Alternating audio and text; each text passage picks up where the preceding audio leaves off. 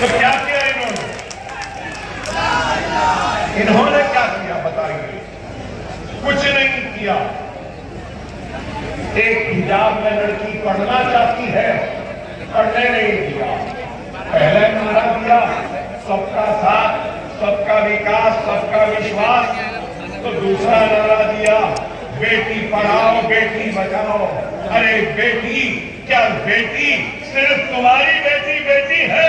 مسلمان کی بیٹی کیا بیٹی نہیں ہے؟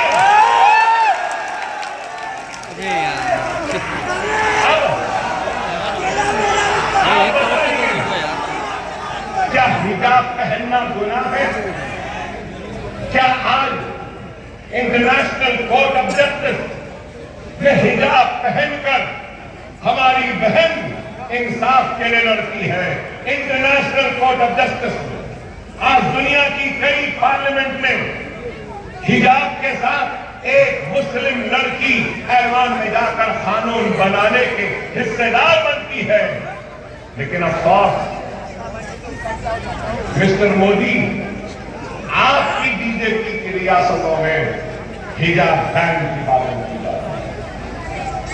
ارے آج ہم جب یہ سوالات کرتے ہیں تو ہم کو بھڑکاؤ کہتے ہیں.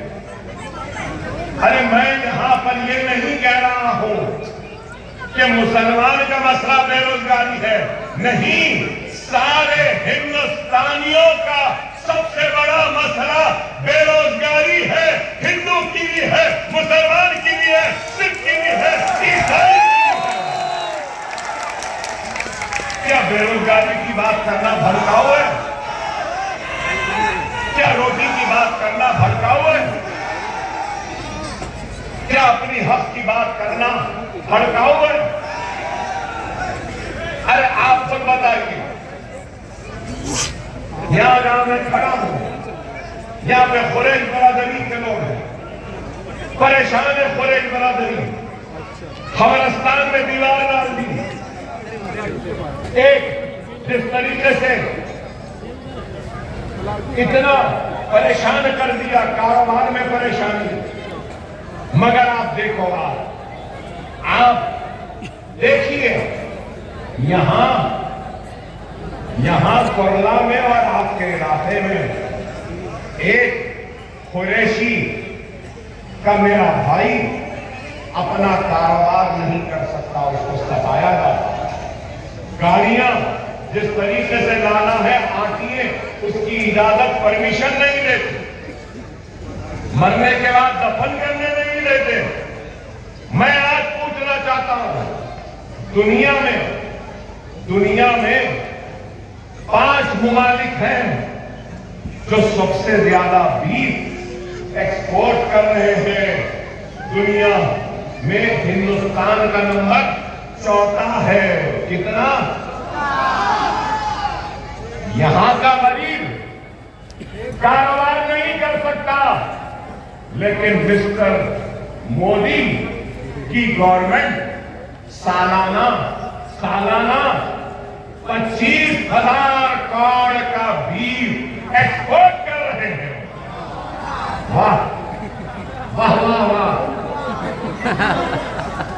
ارے اب میں بولوں تو اور برا دکھے گا، خراب دکھے گا. بیف بین کرنے والے یہ ہیں.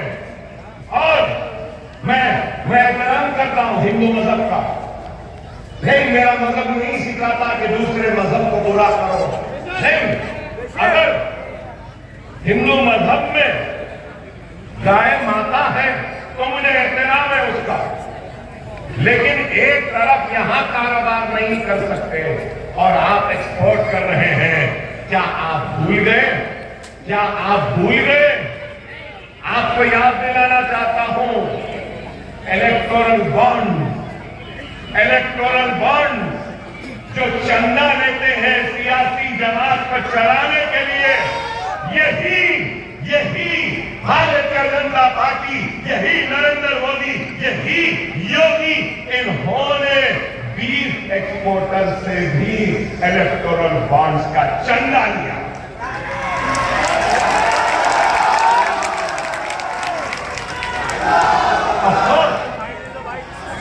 پیسوں کے لیے تم نے اپنے عقیدے اپنے مذہب سے بھی کمپرومائز کر لیا. آپ بتائیے کیا یہ حق نہیں ہے؟ کیا یہ بات غلط ہے؟ میں پوچھنا چاہتا ہوں کہ کیا دیا آج میں نے تقریر سنی کس کی؟ ہمارے وزیر داخلہ ہندوستان محترم امت شاہ صاحب. اور آپ دیکھو ہم کو بولتے ہم بھڑکا رہے ہیں. اب تک کوئی بھڑکا ہوا تھا؟ کیا بھڑکا ہوا بھاشن تھا اب تک؟ یہ آج کیا بولے؟ امت شاہ نے یہ کہا کہ وقف بورڈ کے ذریعے کسانوں کی زمین چھین لیں گے، لیکن جب تک مودی زندہ ہے، بی جے پی ہے، ہم کسانوں کی زمین کو کھینچنے نہیں دیں گے.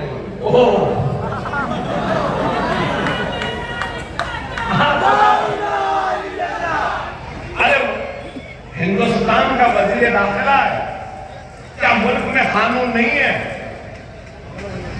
آپ بتائیے.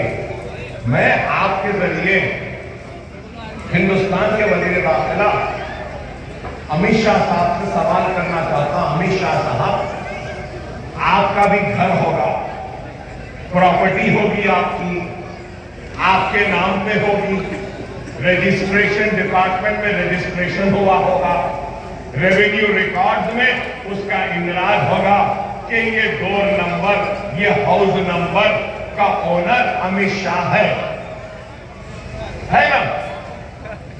اب کیا میں جا کے وہ گھر میرا ہے بول سکوں گا؟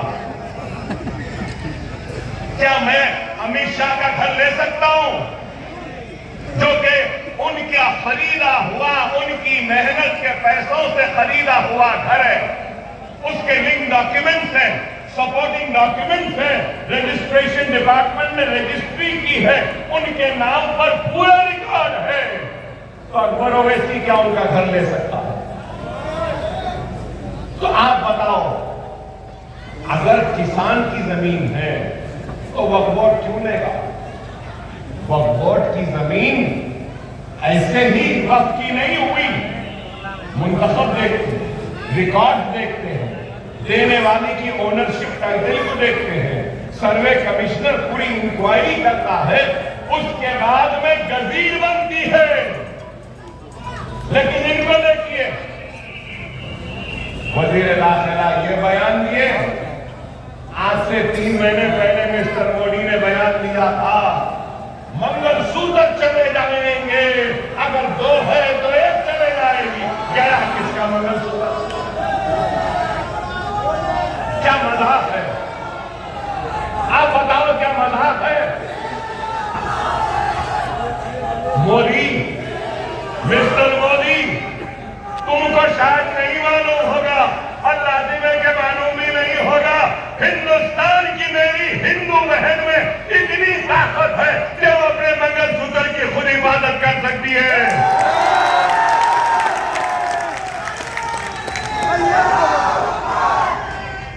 آپ بتاؤ کتنا. آج میں اگر یہ بات کہتا ہوں تو کہتے ہیں کہ بھڑکاؤ. ارے بھڑکاؤ نہیں، میں حق بات کر رہا ہوں. اب پھر بول رہے ہیں uniform civil code, uniform civil code UCC مطلب شریعت ختم کرنا چاہتا. امت شاہ نے خود بیان دیا اور کہا کہاں پہ جو اور ایک ریاست میں الیکشن ہو رہا ہے مہاراشٹرا کے ساتھ، وہاں پر کہا کہ UCC لائیں گے لیکن آدیواسیوں کو اس میں نہیں لائیں گے. کیا اس ملک کا مسئلہ یونیفارم سول کوڈ ہے یا روزی ہے، روٹی ہے، پانی ہے، بجلی ہے، نوکری ہے، اسکول ہے، کالج ہے، بیمار کے لیے دواخانے ہونا ہے، بچوں کو کھیلنے کے لیے میدان ہونا ہے، اور ڈگریاں حاصل کرنے کے لیے ڈگری کالج ہونا ہے، بیماری پر علاج کے لیے دواخانے ہونا.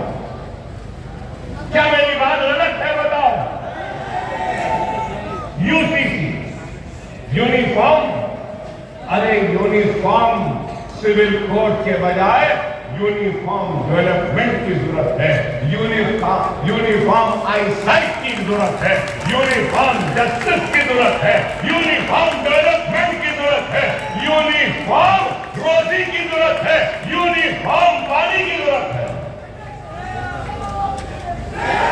आज हम जब ये बात करते हैं तो हम गलत दिखते हैं, बुरे दिखते हैं। क्या मेरी बात में कोई गलती है? क्यों? आज सिर्फ आप देखो तकरीर हो रही तो बस मुसलमान मुसलमान मुसलमान।